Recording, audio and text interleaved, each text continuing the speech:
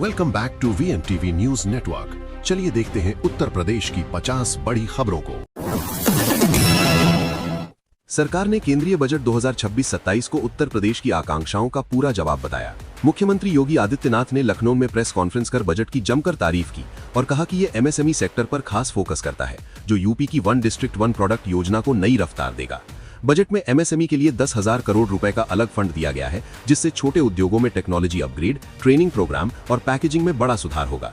इससे निर्यात बढ़ेगा, लाखों नए रोजगार पैदा होंगे और राज्य की अर्थव्यवस्था को मजबूती मिलेगी।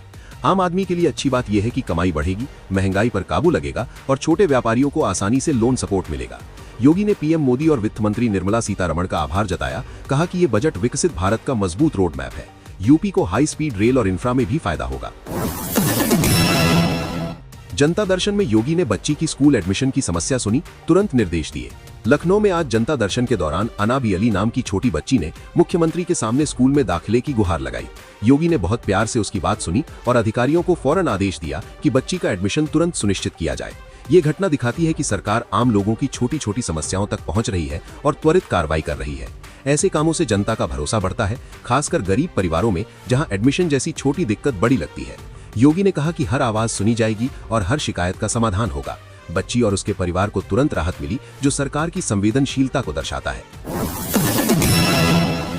योगी ने अवैध कब्जों पर सख्त कार्रवाई के निर्देश दिए। जनता दर्शन में कई लोगों ने अपनी जमीन पर अवैध कब्जे की शिकायत की, जिस पर मुख्यमंत्री ने DM, राजस्व और पुलिस अधिकारियों को जांच के बाद दोषियों पर कड़ी कार्रवाई का सख्त आदेश दिया। योगी ने साफ कहा कि कोई भी अवैध कब्जा बर्दाश्त नहीं होगा और गरीबों किसानों की जमीन वापस दिलाई जाएगी।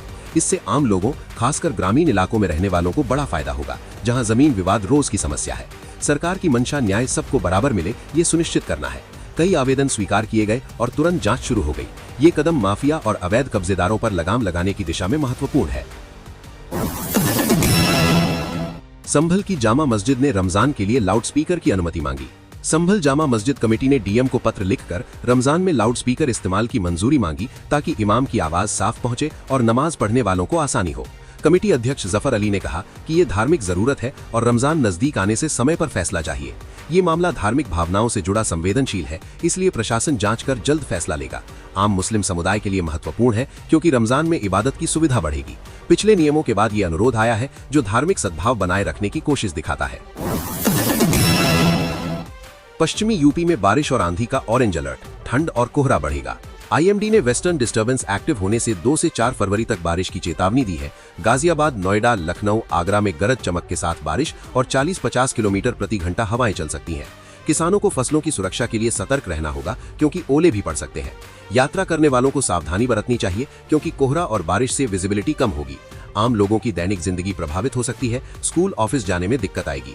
मौसम विभाग ने ऑरेंज अलर्ट जारी किया है, जो गंभीर स्थिति दर्शाता है। देवरिया में 14 साल के लड़के ने मोमोज के चक्कर में 85 लाख की ज्वेलरी चुराई। देवरिया जिले में एक 14 साल के नाबालिग ने परिवार की सोने चांदी की ज्वेलरी चुराकर मोमो वाले को दे दी, क्योंकि वो मोमोज की लत में फंस गया था। परिवार ने अलमारी खोली तो सामान गायब मिला, फिर पुलिस में शिकायत की। पुलिस ने मोमो वेंडर की तलाश शुरू कर दी है। ये मामला बच्चों में नशे जैसी लत और परिवार की सुरक्षा का बड़ा खतरा दिखाता है। अभिभावकों को बच्चों पर नजर रखनी होगी और ऐसी लत से बचाव के लिए जागरूक होना पड़ेगा। समाज में ऐसी घटनाएं बढ़ रही हैं, जो चिंता का विषय है। बजट 2026-27 से यूपी के तेज विकास को नई दिशा। वित्त मंत्री सुरेश खन्ना ने बजट का स्वागत करते हुए कहा कि कैपिटल एक्सपेंडिचर बढ़ने से expressway, industrial corridor, logistics hub और रेलवे में तेजी आएगी। MSME को सपोर्ट से स्थानीय स्तर पर रोजगार बढ़ेगा और निवेश आएगा। आम आदमी को बेहतर सड़कें, नौकरियां और इंफ्रा मिलेगा, जिससे जीवन आसान बनेगा। राज्य की अर्थव्यवस्था पटरी पर चलेगी और विकास संतुलित होगा। खन्ना ने कहा कि ये बजट यूपी के लिए गेम चेंजर साबित होगा। 3 फरवरी को लखनऊ में फार्मा कॉन्क्लेव 1.0 योगी उद्घाटन करेंगे। यूपी सरकार फार्मा और मेडिकल डिवाइस सेक्टर को ग्लोबल हब बनाने की कोशिश में है, इसलिए 3 फरवरी को लखनऊ में फार्मा कॉन्क्लेव 1.0 हो रहा है। मुख्यमंत्री योगी उद्घाटन करेंगे। टॉप कंपनियां और निवेशक हिस्सा लेंगे। निवेश के अवसरों पर चर्चा होगी, जिससे सस्ती दवाएं और हजारों नौकरियां पैदा होंगी। आम आदमी को बेहतर स्वास्थ्य सेवाएं और दवाओं की कम कीमत मिलेगी। राज्य की इकोनॉमी को बड़ा बूस्ट मिलेगा। लोकसभा में राहुल गांधी चीन दावों पर हंगामा, सदन स्थगित। राहुल गांधी ने लोकसभा में चीन घुसपैठ पर पूर्व सेना प्रमुख की किताब का हवाला दिया, जिस पर सत्ता पक्ष ने हंगामा किया और सदन कल तक के लिए स्थगित हो गया। यूपी में भी राजनीतिक बहस छिड़ गई है। आम लोग सीमा सुरक्षा और राष्ट्रीय मुद्दों पर चिंतित है। विपक्ष सरकार को घेर रहा है, जबकि सत्ता पक्ष इसे राजनीतिक स्टंट बता रहा है। ये संसद सत्र का बड़ा विवाद बन गया है। फरवरी 2026 में यूपी स्कूलों में महाशिवरात्रि पर छुट्टी। शिक्षा विभाग ने फरवरी की छुट्टियों की लिस्ट जारी की, जिसमें महाशिवरात्रि 15 फरवरी को छुट्टी शामिल है।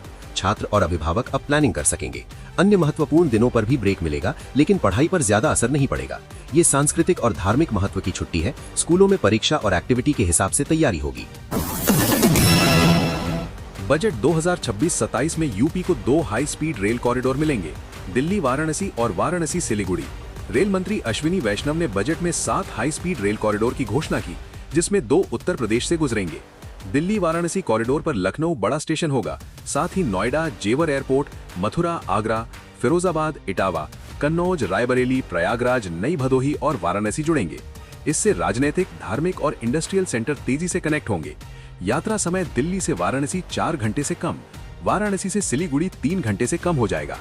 आम लोगों के लिए सस्ती, तेज और सुरक्षित यात्रा, पर्यटन और व्यापार बढ़ेगा। यूपी की अर्थव्यवस्था को बड़ा बूस्ट मिलेगा, रोजगार के नए अवसर पैदा होंगे। यूपी के 45 शहरों के विकास के लिए 900 करोड़ रुपए मिलेंगे। छोटे शहरों को शहरी सुविधाएं। केंद्रीय बजट 2026-27 में टियर 2 और टियर 3 शहरों के लिए city economic region scheme launch हुई, जिसमें यूपी के 45 शहर लाभान्वित होंगे। अयोध्या, वाराणसी जैसे धार्मिक हब्स को फोकस, इंफ्रास्ट्रक्चर मजबूत होगा। मेट्रो पर दबाव कम, बेहतर सड़कें, पानी, बिजली और स्वास्थ्य सुविधाएं आएंगी। आम आदमी को रोजगार, बेहतर जीवन स्तर और कम भीड़भाड़ मिलेगी। निवेश बढ़ेगा, स्थानीय अर्थव्यवस्था पटरी पर आएगी। योगी सरकार ने इसे यूपी के विकास के लिए बड़ा तोहफा बताया। यूपी को इंफ्रास्ट्रक्चर विकास के लिए 50 साल का ब्याज मुक्त ऋण मिलेगा। बजट में केंद्र ने उत्तर प्रदेश को इंफ्रास्ट्रक्चर के लिए 50 साल का ब्याज मुक्त लोन देने की घोषणा की। Expressway, industrial corridor, logistics hub और रेलवे प्रोजेक्ट्स तेज होंगी। इससे राज्य की अर्थव्यवस्था को लंबे समय तक मजबूती मिलेगी। आम लोगों को बेहतर कनेक्टिविटी, सस्ती यात्रा और नौकरियां मिलेंगी। योगी ने कहा कि ये यूपी के तेज विकास की नई दिशा है। छोटे व्यापारी और किसानों को भी फायदा। नोएडा इंटरनेशनल एयरपोर्ट तैयार, इस महीने पीएम द्वारा उद्घाटन की संभावना, सीएम योगी। मुख्यमंत्री योगी ने कहा कि नोएडा इंटरनेशनल एयरपोर्ट पूरी तरह तैयार है और फरवरी में पीएम मोदी उद्घाटन कर सकते हैं। दिल्ली एनसीआर की कनेक्टिविटी बढ़ेगी, सस्ती उड़ानें उपलब्ध होंगी, हजारों रोजगार पैदा होंगे, पर्यटन और व्यापार को बूस्ट मिलेगा। आम लोगों के लिए यात्रा आसान और सस्ती बनेगी। जेवर एयरपोर्ट यूपी के विकास का गेम चेंजर साबित होगा। सिंगापुर की कंपनी एपी मोलर मर्स्क के प्रमुख ने सीएम योगी से मुलाकात की, निवेश पर चर्चा। सिंगापुर की बड़ी कंपनी एपी मोलर मर्स्क के मैनेजिंग डायरेक्टर ने योगी से मुलाकात की और यूपी में ऑपरेशंस बढ़ाने पर बात की। लॉजिस्टिक्स, पोर्ट और सप्लाई चेन में निवेश आएगा, कीमतें स्थिर रहेंगी, सप्लाई बेहतर होगी, आम आदमी को सस्ते सामान और रोजगार मिलेगा। योगी ने राज्य की ईज ऑफ डूइंग बिजनेस की तारीफ की। यूपी में बारिश और ओले ऑरेंज अलर्ट 2 से 4 फरवरी तक जारी रहेगी। आईएमडी ने वेस्टर्न डिस्टर्बेंस से पश्चिमी और पूर्वी यूपी में गरज चमक के साथ बारिश और ओले की चेतावनी दी। गाजियाबाद, नोएडा, लखनऊ, आगरा में 40-50 किलोमीटर प्रति घंटा हवाएं। किसानों को फसलों की सुरक्षा करनी होगी, जल भराव से बचाओ, यात्रा में सावधानी बरतें, कोहरा भी रहेगा। आम लोगों की दैनिक जिंदगी प्रभावित, स्कूल ऑफिस जाने में दिक्कत। लखनऊ स्कूल में क्लास 5 के छात्र पर साथियों ने हमला, आंख की रोशनी चली गई। लखनऊ के एक स्कूल में क्लास 5 के बच्चे पर साथियों ने हमला किया, जिससे उसकी आंख की रोशनी चली गई। पुलिस जांच में जुटी, स्कूल प्रशासन पर सवाल। बच्चों की सुरक्षा और स्कूल में बुलिंग रोकने की जरूरत। अभिभावक चिंतित, सरकार से सख्त कार्रवाई की मांग। ऐसी घटनाएं बढ़ रही हैं, जागरूकता जरूरी। 68,000 कर्मचारियों की सैलरी रोकी गई, प्रॉपर्टी डिटेल्स न भरने पर। योगी सरकार ने 68,236 राज्य कर्मचारियों की सैलरी रोकी क्योंकि उन्होंने प्रॉपर्टी डिटेल्स नहीं भरी। सीएम भावुक हुए, अखिलेश ने नकली हस्ताक्षर का आरोप लगाया। कर्मचारियों को जल्द डिटेल्स भरनी होंगी। आम सरकारी परिवार प्रभावित, पारदर्शिता और नियमों का पालन जरूरी। यूपी में 2 नए Ramsar sites, Patna bird sanctuary, Etah शामिल। भारत ने 2 नए रामसर साइट्स घोषित किए, जिसमें यूपी की पटना बर्ड सैंक्चुरी, ईटा शामिल। वेटलैंड संरक्षण को बूस्ट, पक्षियों और पर्यावरण को फायदा, पर्यटन बढ़ेगा, लोकल लोगों को रोजगार, आम आदमी के लिए पर्यावरण संरक्षण की अच्छी खबर। कुल रामसर साइट्स अब 98। माघ मेला में यूपी टूरिज्म ने तीर्थ यात्रियों के लिए सुविधाएं बढ़ाई। प्रयागराज में माघ मेला चल रहा है। यूपी टूरिज्म ने लाखों तीर्थ यात्रियों के लिए सुविधाएं बढ़ाई। जानकारी, सफाई, सुरक्षा और गाइडेंस पर फोकस। मुख्यमंत्री योगी की मंशा से मेला सुरक्षित और सुव्यवस्थित, आम श्रद्धालुओं को बेहतर अनुभव मिलेगा, धार्मिक पर्यटन को बढ़ावा। UP board 2026 class 12 practical exam की तारीख बढ़ाई गई, अब 4 फरवरी तक। यूपी बोर्ड ने क्लास 12 के प्रैक्टिकल एग्जाम की डेडलाइन बढ़ाकर 4 फरवरी कर दी। पहले ये 1 फरवरी तक थी। पहला फेज 24 जनवरी से शुरू हुआ था। अब छात्रों को अतिरिक्त समय मिला। स्कूलों को निर्देश दिए गए कि बाकी प्रैक्टिकल जल्द पूरा करें। इससे छात्रों और टीचर्स को राहत मिली, खासकर उन स्कूलों में जहां व्यवस्था की कमी थी। आम अभिभावक और छात्रों के लिए अच्छी खबर, क्योंकि एग्जाम प्रेशर कम होगा। बोर्ड ने कहा कि कोई बदलाव नहीं, सिर्फ समय बढ़ाया गया है। गाजियाबाद में रोड रेज, MG हेक्टर से परिवार की कार का पीछा, आरोपी गिरफ्तार। गाजियाबाद में रोड रेज केस में एक व्यक्ति ने MG हेक्टर से परिवार की कार का पीछा किया और अश्लील इशारे किए। पुलिस ने आरोपी को गिरफ्तार कर गाड़ी जब्त की। ट्रैफिक सुरक्षा का बड़ा मुद्दा, खासकर महिलाओं और बच्चों के साथ यात्रा में। आम लोग सड़क पर सुरक्षित महसूस नहीं कर रहे।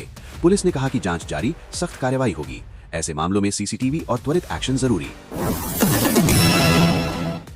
बरेली में नवविवाहिता की हत्या, आत्महत्या दिखाने की कोशिश। बरेली में एक नवविवाहिता महिला की हत्या कर दी गई। पति और ससुराल वालों ने गला घोंटा और आत्महत्या दिखाने की कोशिश की। पुलिस ने जांच में सच उजागर किया। तीनों गिरफ्तार। 9 साल के रिश्ते का दर्दनाक अंत, महिलाओं की सुरक्षा और घरेलू हिंसा पर सवाल। परिवार सदमे में, समाज में जागरूकता की जरूरत। पुलिस ने कहा कि न्याय होगा। यूपी में सोने चांदी के भाव गिरे। चांदी 1.79 लाख रुपए प्रति किलो सस्ती हो गई।